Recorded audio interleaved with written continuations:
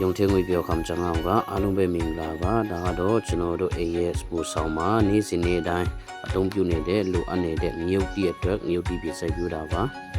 有些个就到就那，当阳有地地的有些个呗，赛表达吧？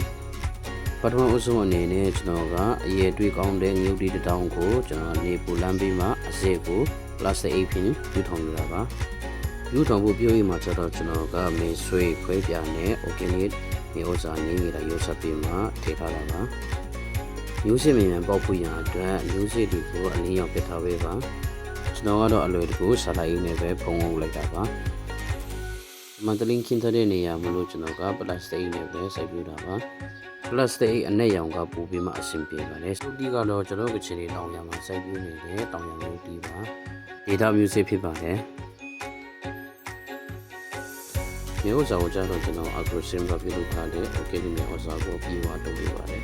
။ရုပ်အိတ်ထဲမှာကျတော့ကျွန်တော်ပုံမှန်မျိုးဆွေးနဲ့ organic fertilizer နဲ့ငွေလာရိုးဆက်ပြီးမှဒီတိုင်းထည့်ထားတာပါ။လက်ပြုမဲ့အချိန်ကြာမှကျွန်တော်ကဒီ plastic တစ်လုံးမှာ organic မြေဩဇာကိုလက်5ဆုပ်စာလောက်ပဲထည့်ပြီးမှအခုလိုရောစထားတာပါခုလိုဆက်ပြုမဲ့အချိန်မြေဩဇာပြန်ပြီးမှရောစတဲ့အခါ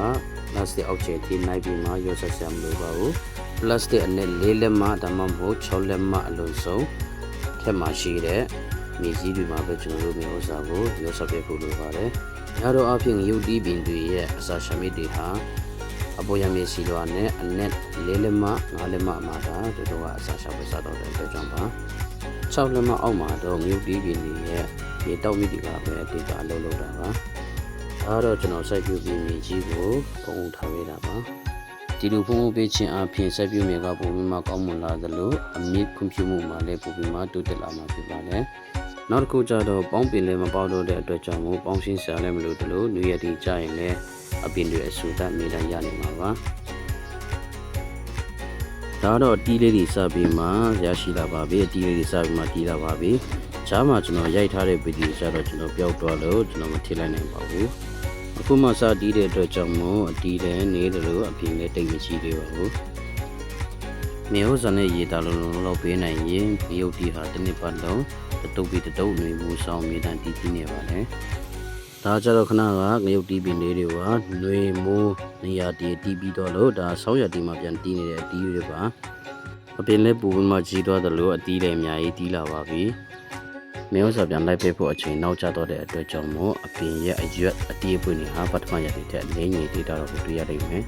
ငရုတ်တီးပင်ကမေတ္တာအတီးအပွင့်ပွင့်ရင်းမြစ်နေတဲ့အတွက်ကြောင့်မို့အာဟာရဆိုမျိုးစားကိုအမေတန်ပြန်ပြီးမှလိုက်ပေးဖို့လိုပါတယ်ပြတီတိုင်းမှာအာဟာရဆိုမြေဩဇာကိုအနည်းဆုံး2ကြိမ်လောက်ပုံမှန်ထည့်ပေးဖို့လိုပါတယ်ပြန်ပြီးမှထပ်ပေးဖို့လိုပါတယ်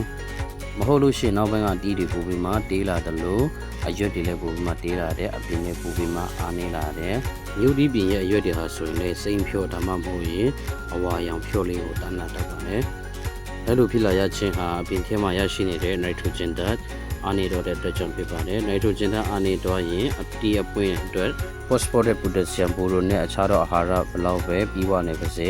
အပြင်ဟာအတီးအပွင့်ဘက်ကိုအာဟာရရခိုင်တော့အပြေဝပို့ပြနိုင်မှာမဟုတ်ပါ။ဒါကြောင့်မလို့ငြူပြီးပင်တွေဟာအပြင်အရွက်အမြင့်နဲ့အတီးအပွင့်အတွက်အာဟာရစုစုံနေနဲ့အမြဲတမ်းများတရရှိနေဖို့လိုပါတယ်။ဒီအပြင်ဆိုရင်300တီရှိပဲအတီးတီးနှုံးကလုံးဝမကျပါဘူးအတီးကပြုတ်တိတ်နေအောင်တီးနေပါတယ်။ဒါကတော့ဒီနေ့နေရာဒီမှာမြေဥစ္စာတစ်ခေါက်ပြန်ကျွေးဖြစ်တာပါဒါသူရဲ့အစာရှမြစ်ပါပြန်စာကျွေးတဲ့ချိန်ကျရင်အပြင်ပပတ်တဲ့တစ်ခါတည်းမလုပ်လိုက်ပါနဲ့အခုလိုချစ်သူမှမကျွေးလိုက်ပါနဲ့တချမ်းပဲအရင်လုပ်ပါနောက်တစ်ခေါက်ကျွေးမှအခြားတစ်ဖက်ချမ်းကိုပြန်ပြီးမှကိုလိုလုပ်ပြီးမှပြန်ပြီးမှကျွေးပါအခုဆိုရင်ဒီငရုတ်တီးပင်နဲ့ပြင်ဟာကျွန်တော်တို့မိသားစုရဲ့ငရုတ်တီးလိုအချက်ကိုပြီးစီးပေးနေတာတနည်းကျော်ရှိပါပြီရောင်ဘက်ခရစ်ကျိုးပါစေကိုလည်းအားလုံးကိုထူးကျေးဇူးတင်ပါတယ်